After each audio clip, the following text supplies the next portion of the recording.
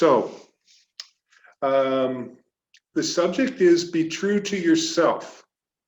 I'd like to tell you this story about a dog. Gloria's dog got us started because attended the meeting first before Gloria arrived. So anyways, here's a story about a dog. This guy had a dog, and one day he was down by the lake and he threw his ball out in the water. And his dog ran out, but ran on top of the water, got the ball and ran back across the water and dropped it at his feet. Now, he didn't trust his eyes. And so he said, I got to try this again. So he threw it again. Went out on the lake. Sure enough, the dog goes, right, walking on water, gets the ball, comes all the way back. Somehow 2 times wasn't enough. He rubbed his eyes and he decided to try it again. He threw the ball. The dog walked on top of the lake, got the ball, walked on top of the lake, and came back and dropped it at his feet. Now you figure 3 times would be enough to convince him. But he said, maybe I'm losing my mind. So he called over one of his friends and said, hey, come down, I want you to check something out. So his friend drives over, comes out, says, what? He says, throw the ball for my dog out on the water. So his friend throws the ball, and the dog goes, walks on top of the water, gets the ball, walks on top of the water back. He looks at the guy, no reaction. Says, okay, throw it one more time. He throws the ball. Dog goes on top of the water, gets the ball, on top of the water back. No reaction. Okay, throw it one more time. Guy throws the ball. The dog, sure enough, goes on top of the water, gets the ball, on top of the water, comes all the way back. Finally, he looks at the guy. Didn't you notice anything extraordinary, something unusual? He says, I sure as hell did. I noticed that your dog doesn't know how to swim.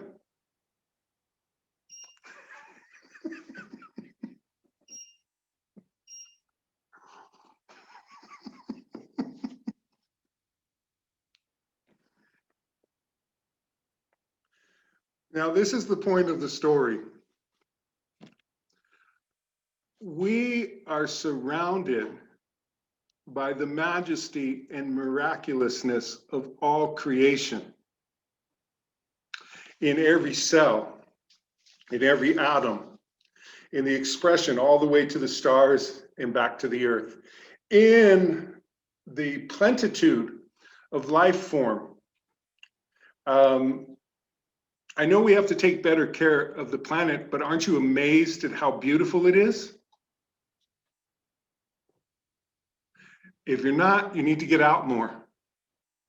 It's amazing.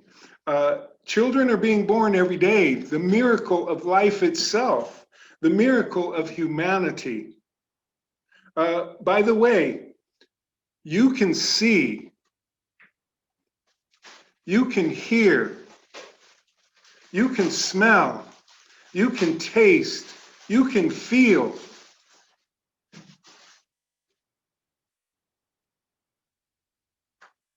But we look at those things and they just become ordinary.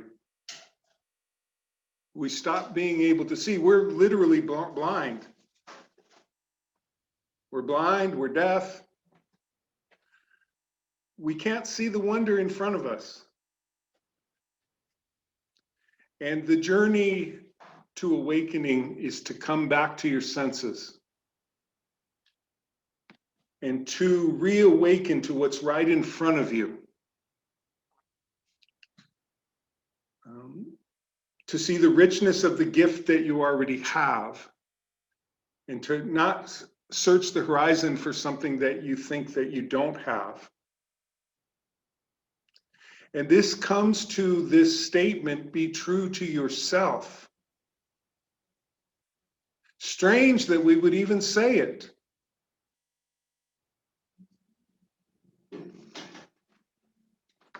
but most human beings don't even know who they are.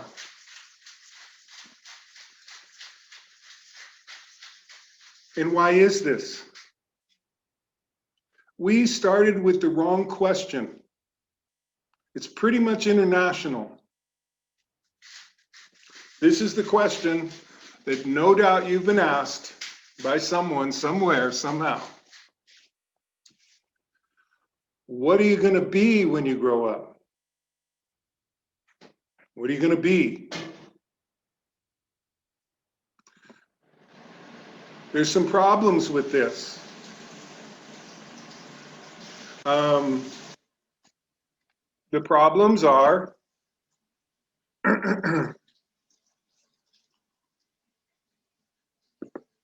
first, that it presumes that you're not someone already, and second, that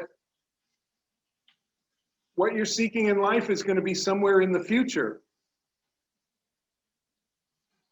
And it sets us up to begin this pathway to seeking something outside of yourself. When you're good, you're told you're good, and love is released. And when you're bad, you're told you're bad, and love is withdrawn. When you do well at something, whether it be a test score at school, a sporting event, an athletic event, or singing or art, a creative event, then you're applauded.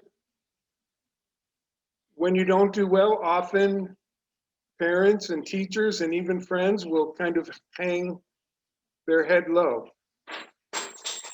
So we get the idea that I'll be worth something by my accomplishments and what I acquire. The question we should have been asked, and we need to ask, is who are you now? Who are you now? What's living in you now? Because that thing that you're going to want to do to build your accomplishments and acquisitions on should come from who you are. But you have to first know who that is. And we start with one basic, simple thing, which is become nothing, and then you really become something. What it means is, who are you when there's nothing there except pure awareness? When you don't have an idea of a name, when you don't have an idea of your history, when you don't have an idea of all the things you know, if you let all those things go, what's left? That's what the practice of sitting with yourself is for. So you can experience that. Because when there's nothing but awareness, there's that kingdom of heaven. As the song Doe sent to me by the guy MC Yogi is, heaven is here when the mind is clear. And this is a moment of experiencing who you truly are.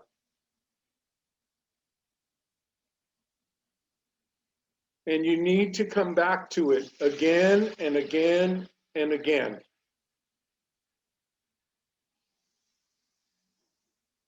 Until inside you go, oh, this is who I am.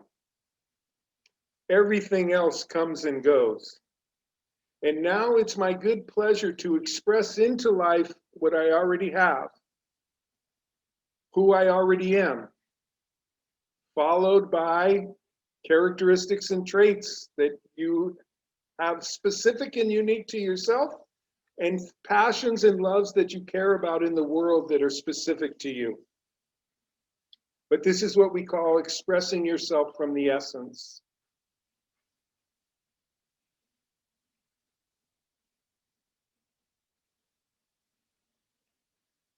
So I'd like to do a meditation with you, and it's my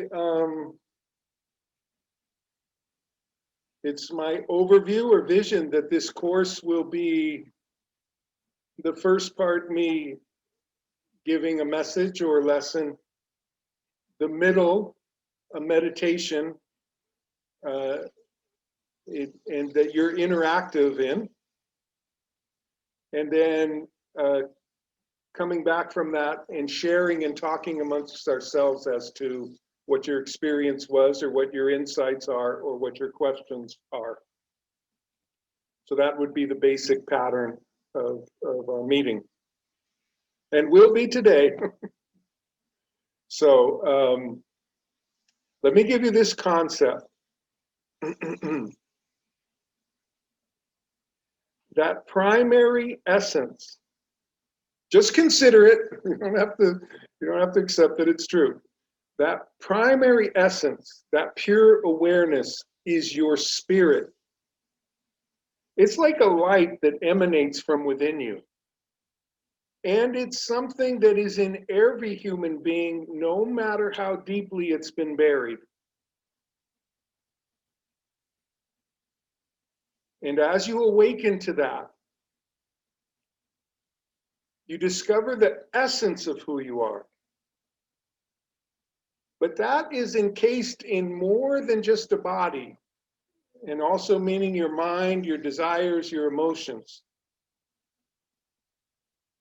But it's encased in something that I'm going to call the soul, which means a unique signature. It's like an energy signature, your own spiritual identity, so that when I'm that light and you're that light, we know the difference. It shines through the organic and original characteristics that are me, just as it shines through the original and organic characteristics that are you.